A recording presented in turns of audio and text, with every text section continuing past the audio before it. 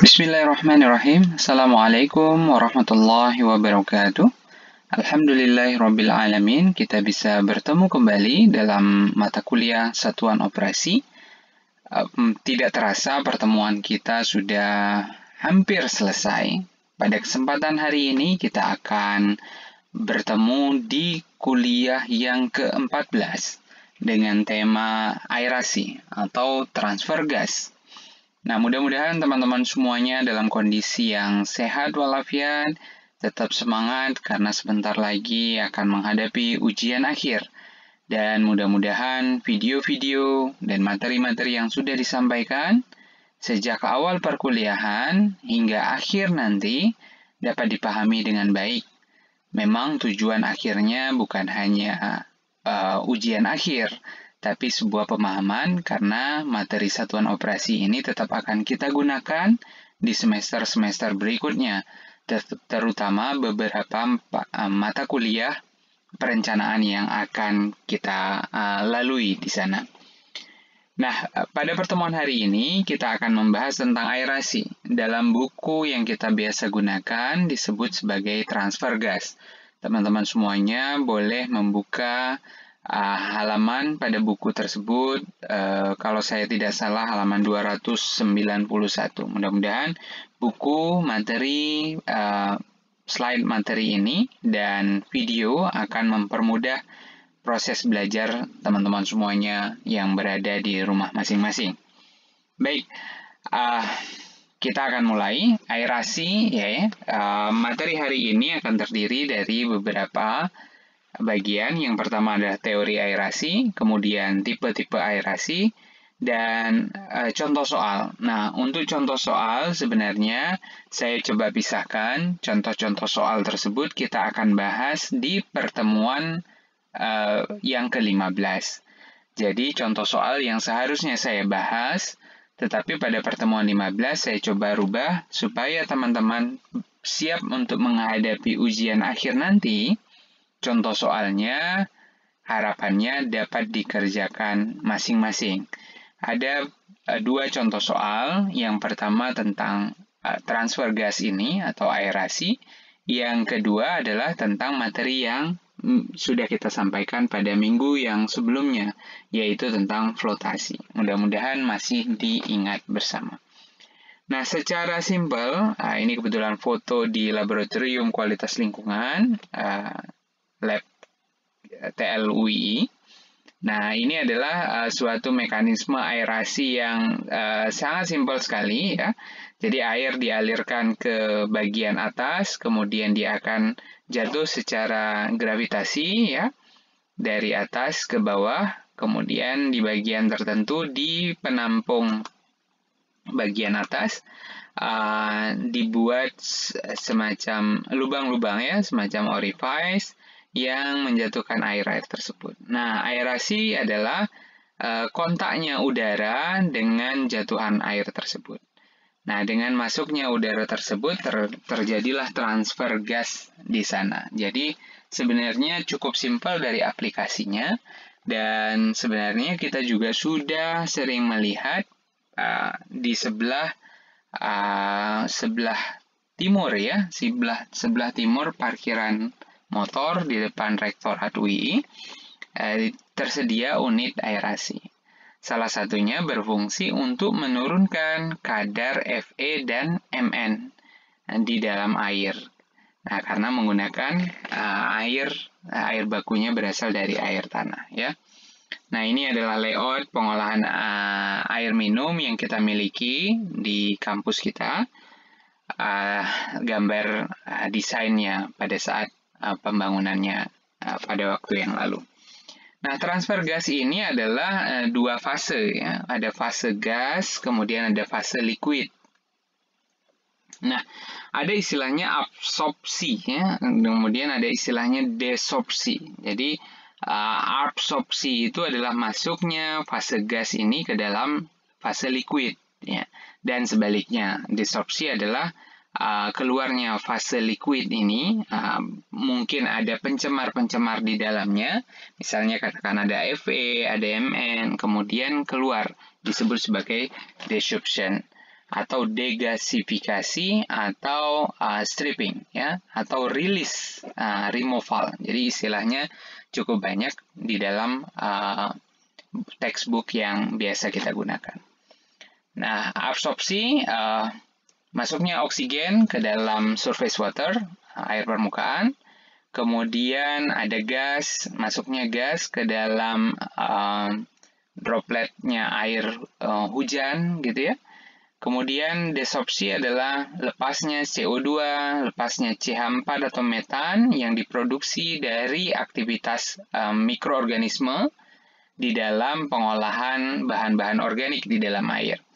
Kemudian lepasnya O2 yang diproduksi oleh alga untuk merilis bahan-bahan organik di dalam air danau misalnya. Atau juga hubungannya dengan warna dan bau ya, yang diproduksi oleh berbagai macam substans volatil yang mudah menguap, contohnya adalah H2S. Ini juga tidak hanya di dalam air limbah, tetapi air bersih pun juga mengandung hal yang sama, memiliki hal yang sama ya. Ini adalah contoh untuk absorpsi ya, menambahkan oksigen ke dalam air tanah, tujuannya adalah untuk mendissolve ya, melarutkan Fa ya, dan mangan di dalam air. Kemudian menambahkan oksigen ke dalam air limbah sebagai apa? Tujuan pengolahannya berlangsung secara aerobik ya, dan dapat menurunkan berbagai macam potensi polutan-polutan organik. Nah, bagian ini kita bahas di mata kuliah satuan operasi, dan bagian yang kedua ini dibahas di dalam mata kuliah satuan proses. Nah, mudah-mudahan satuan prosesnya juga sudah berbicara tentang berbagai macam pengolahan biologis dalam pengolahan limbah.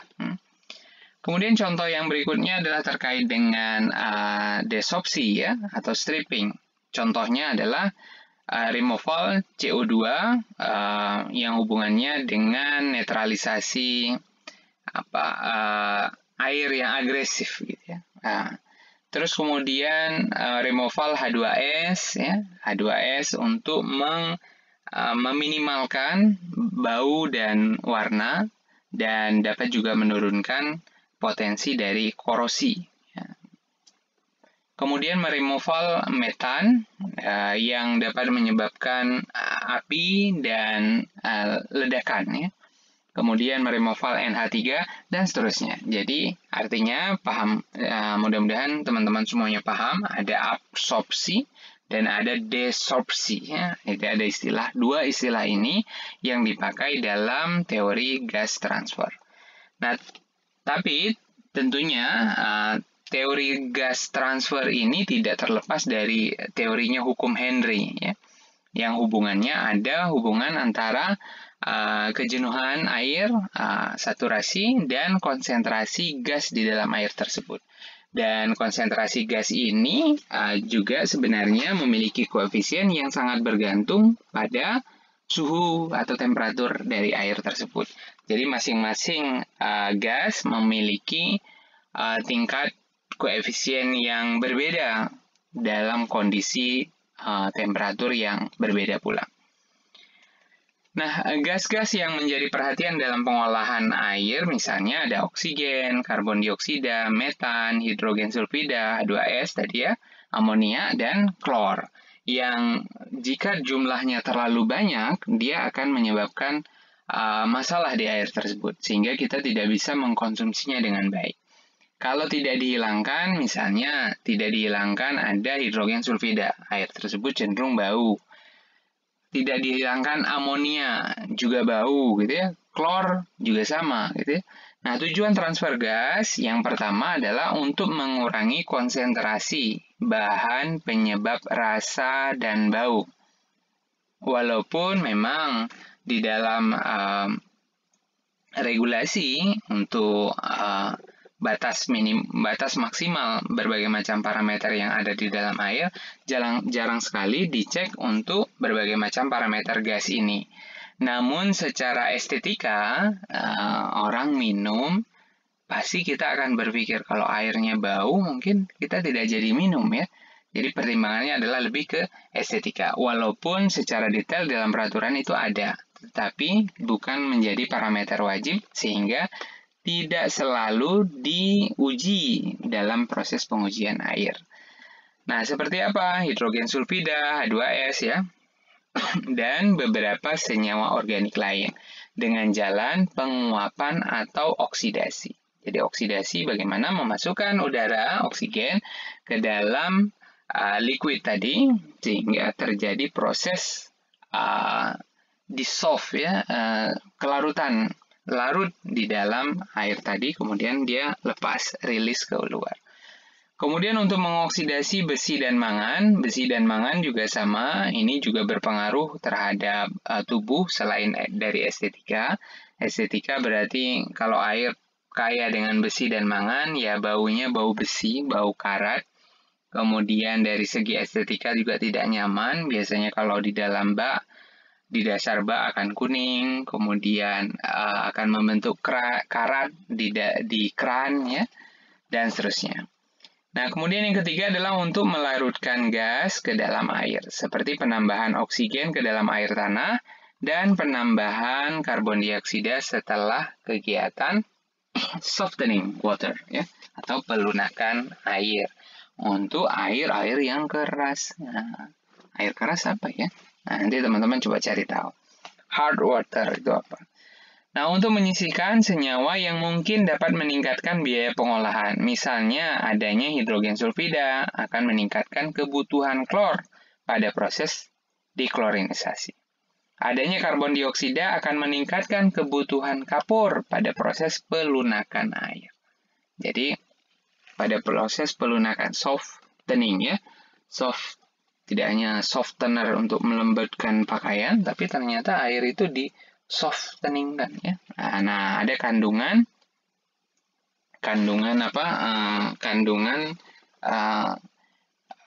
klor yang berlebih di dalam air tersebut.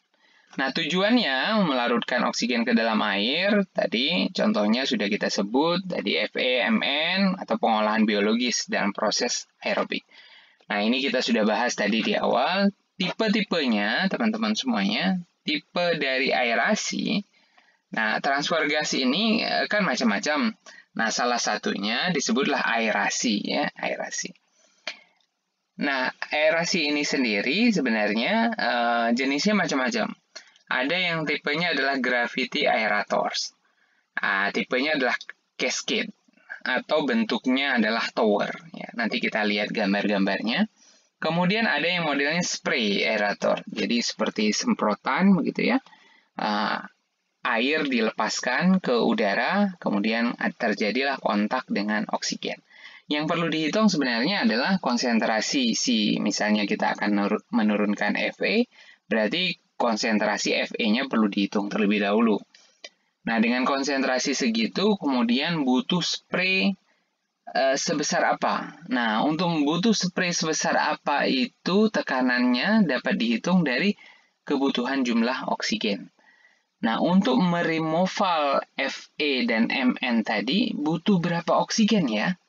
Oh, katakanlah 1 Fe, ya ini bahasa kasarnya ya, kan kita belum masuk ke dalam materi intinya ya. Nah, misal nih, 1 Fe bisa diremoval, diikat, dioksidasi oleh 2 oksigen, misal gitu ya. 1 Fe, 2 oksigen.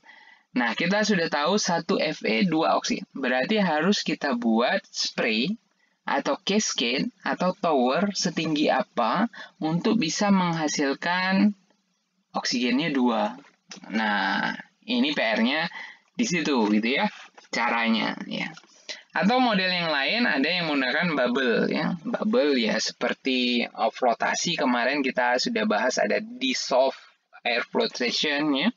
Jadi di bagian dasar kemudian dikasih bubble, ada jet aeration atau injektor atau ejector ya.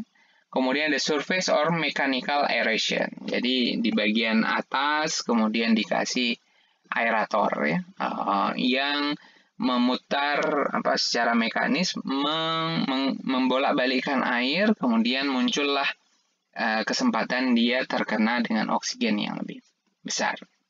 Dan yang berikutnya adalah cascade aeration, ya. Cascade aeration. Cascade itu seperti tangga, ya, kita bayangkan air dari atas kemudian jatuh di jatuhan tangga tersebut. Nah, jatuhan tersebut berpotensi untuk mengikat oksigen sehingga dia bisa masuk ke dalam air. Nah, kriteria desainnya sudah ada. Ini dari satu buku, saya lupa, ini buku Metcalf rasanya ya. Buku Metcalf and Eddy terkait dengan gravity aerator, ada cascade. Tingkat removalnya sudah disampaikan di situ 20-45% CO2. Packing tower, modelnya tower tadi bisa lebih dari 95%. Modelnya tray tadi seperti gambar paling awal tadi ya, yang saya bilang bolong-bolongan, terus kemudian air tersebut jatuh satu persatu ke bagian bawah tray. Nah, seperti yang ada di parkiran FTSP. Nah, kemudian model spray, disemprot, ada diffuse aerator, kemudian mechanical aerator.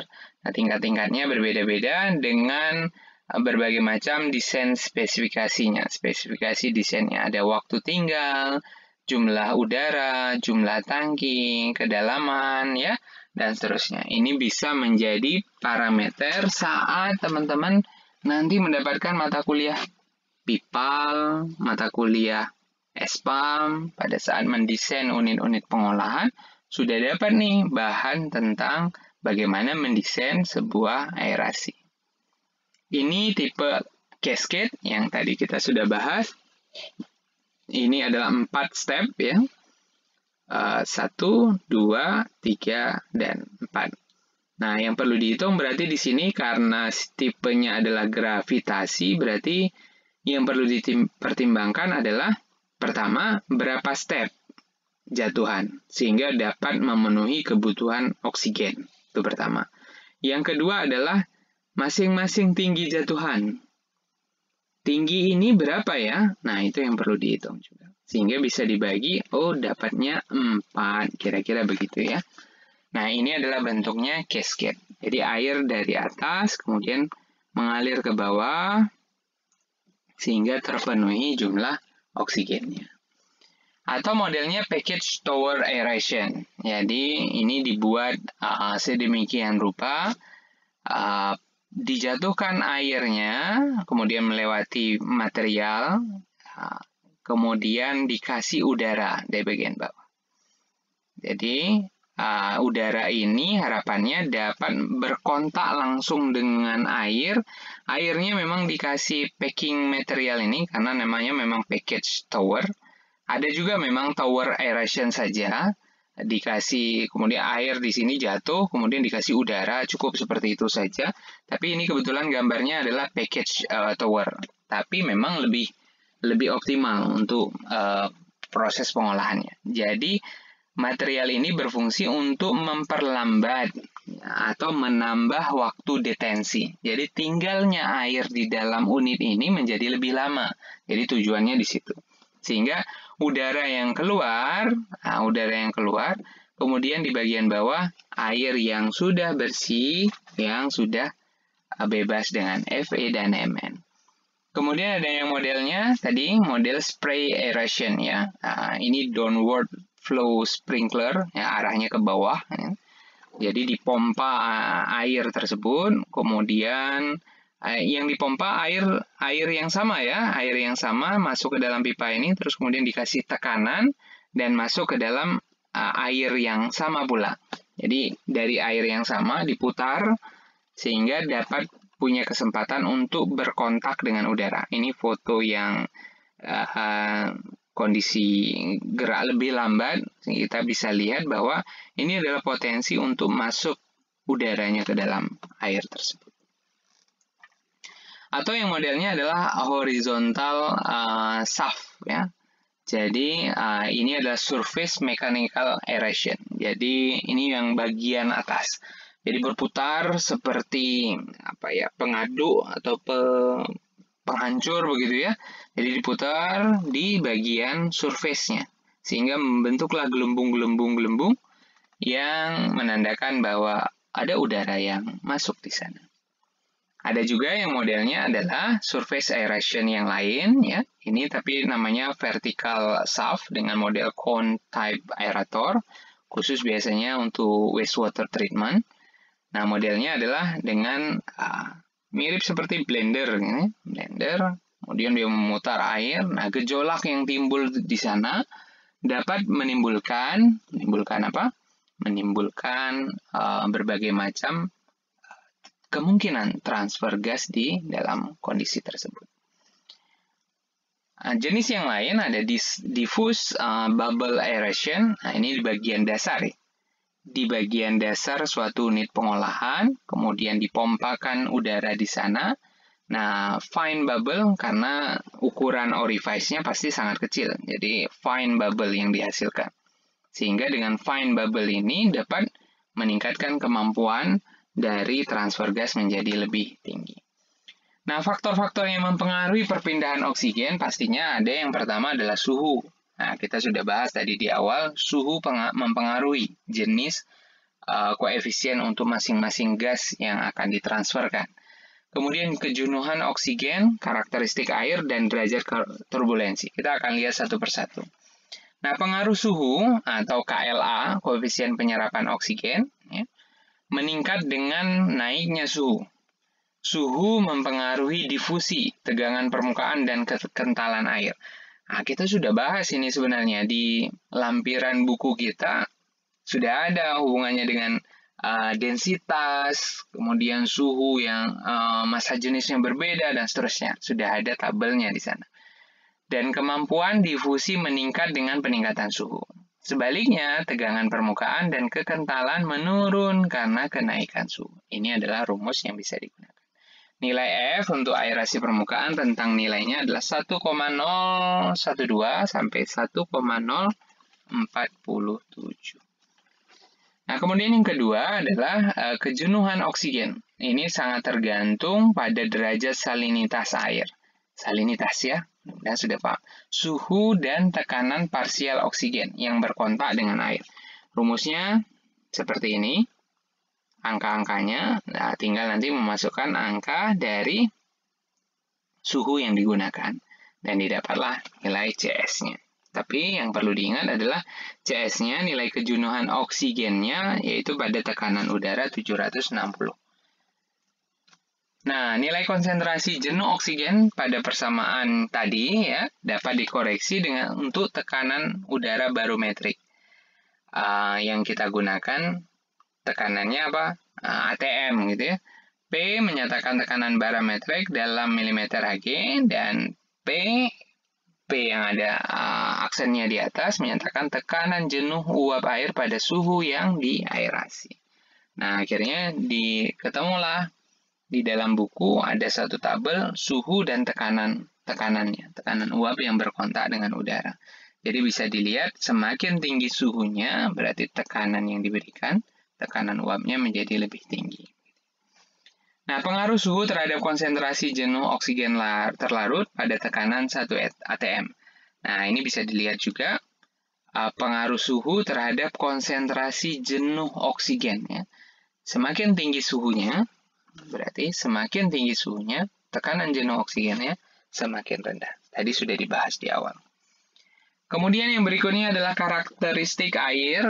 Konten dalam air sangat mempengaruhi. Akibatnya materi suspensi, surfaktan, seperti adanya deterjen dalam larutan, dan perbedaan temperatur. Kemudian ada istilah yang lain adalah pengaruh tersuspensi dan surfaktan, dan pengaruh perbedaan dari temperatur tersebut. Dengan rumus seperti ini. Ya, nanti kita akan lewat-lewat saja. Ini mudah-mudahan teman-teman bisa membaca lebih detail di dalam buku. Ini contoh tray aerator yang ada di IPAM Bedok. Bedok itu Jogja ya.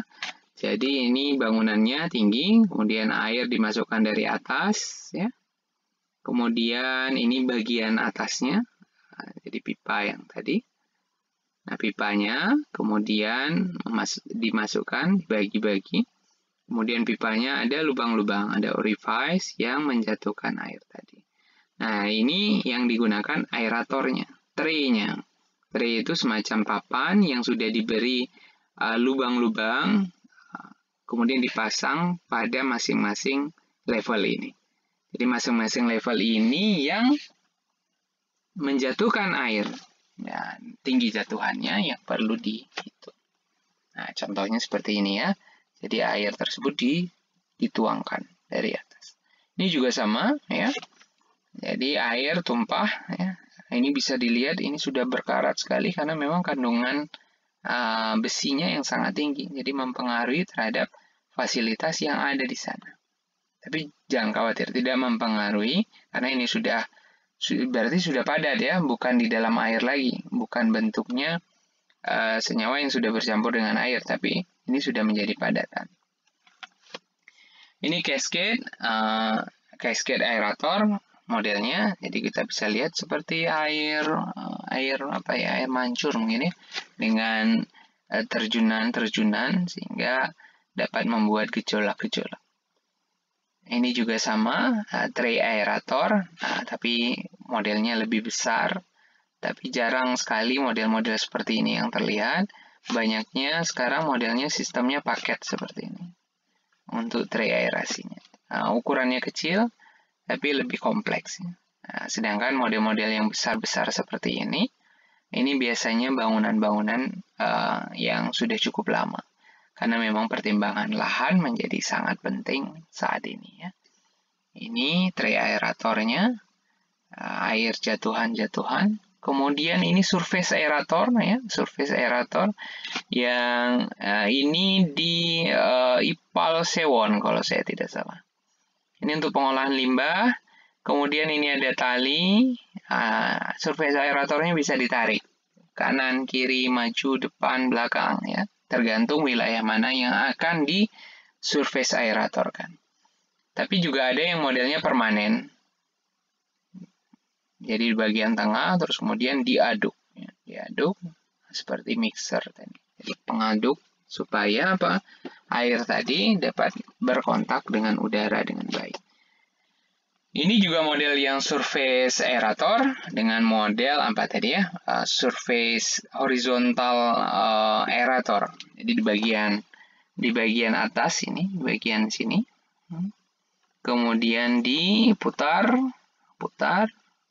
seperti penghancur dan air tersebut kemudian bergejolak di sana. Nah, pada desain gravity aerator, salah satu faktor yang paling penting dalam aerasi adalah waktu kontak antara air dan udara, waktunya. Berarti apa? Pada aerasi secara gravitasi atau yang jatuhan, waktu kontak itu sangat dipengaruhi oleh waktu jatuh air. Nah, sedangkan waktu jatuh dipengaruhi oleh jarak jatuhan, karena dia gravitasi. Oleh karena itu, desain aerator secara gravitasi sangat dipengaruhi oleh head yang tersedia. Beda tingginya. Beberapa tipe gravitasi aerator adalah tray aerator dan cascade aerator. Tray tadi yang lubang-lubang, yang cascade seperti tangga-tangga ya. Nah, efisiensi gravity aerator dapat dihitung dengan rumusan ini ya. Konsentrasi awal, konsentrasi setelah keluar, dan seterusnya. Kemudian dengan beberapa faktor suhu, kemudian tinggi jatuhan, ini mempengaruhi. Kemudian ada yang perbedaan koefisiennya untuk air terpolusi, air tidak terpolusi, air terpolusi, dan air limbah. Artinya air terpolusi, air bahan baku, air bersih, gitu, tapi mengandung Fe, Mn, dan sedangkan air limbah adalah air yang memang air limbah yang akan diolah secara biologis. Nah, waktu kontaknya dapat dihitung, waktu kontak antara air dan udara untuk gravity aerator jatuh bebas, T sama dengan akar 2H per G. T-nya waktu kontak, H-nya tinggi jatuhan, dan percepatan gravitasi. Aerasi dengan wear ganda, nah ini rumusnya. Nah, baik. Selanjutnya adalah aerasi model semprot ya. Aerasi model semprot atau spray aerator. Menyemprotkan butiran air ke udara melalui lubang atau nozzle baik yang bergerak maupun diam. Rumus yang dipakai adalah itu. Untuk bisa kita menghitung di sini adalah jumlah lubang atau menghitung debit atau menghitung luas. Nanti tinggal dibalik-balik saja ya. Atau menghitung head pada lubang. Nah, nilai CD tergantung pada bentuk lubang. Pada tipe sharp edge, nilai CD-nya adalah 0,6. Sedangkan yang modelnya rounded, CD-nya 0,8. Atau yang modelnya streamline, 0,85 sampai 0,92. Nah, mudah-mudahan teman-teman tidak hanya cukup saya rasa ya dengan materi video dan slide presentasi saja, tapi harapannya teman-teman mau membuka bukunya dan kita sudah mau mendekati ujian. Tetap kita harus semangat, jaga kondisi tubuh kita tetap sehat, jaga imunitas kita tetap tinggi, dan isi dengan hal-hal yang positif. Sudah mulai pintar-pintar membagi waktu karena kita tidak sadar waktunya sudah sangat pendek, sangat dekat, kita sudah mau ujian akhir. Bahkan tanpa libur sama sekali, kemudian langsung ujian akhir. Saya berharap tidak bertemu teman-teman di dalam kegiatan remedi. Semuanya bisa lolos dalam ujian akhir ini. Mudah-mudahan ya, insya Allah. Mudah-mudahan banyak berdoa. Sholatnya diperbaiki, doanya ditambah, usahanya juga ditambah. Mudah-mudahan kita diberikan kesehatan semuanya. Nah, rasanya pertemuan kita hari ini kita cukupkan sampai di slide yang ke-38 ini. Mudah-mudahan bermanfaat. Dan rasanya cukup banyak pertanyaan dan harapannya teman-teman bisa bertanya atau bisa menyampaikan sesuatu di dalam kolom komentar postingan di YouTube ini. Dan mudah-mudahan itu menjadi nilai absensi buat teman-teman untuk kehadiran pada mata kuliah pada kesempatan hari ini. Terima kasih semuanya. Mudah-mudahan kita semua sehat dan mohon maaf jika banyak kekurangan. Saya akan menyampaikan beberapa pengumuman untuk pertemuan yang akan datang. Terima kasih. Kita akhiri pertemuan kita dengan membaca hamdalah. Alhamdulillahirrabbilalamin. Wabillahi taufiq wal hidayah. Wassalamualaikum warahmatullahi wabarakatuh.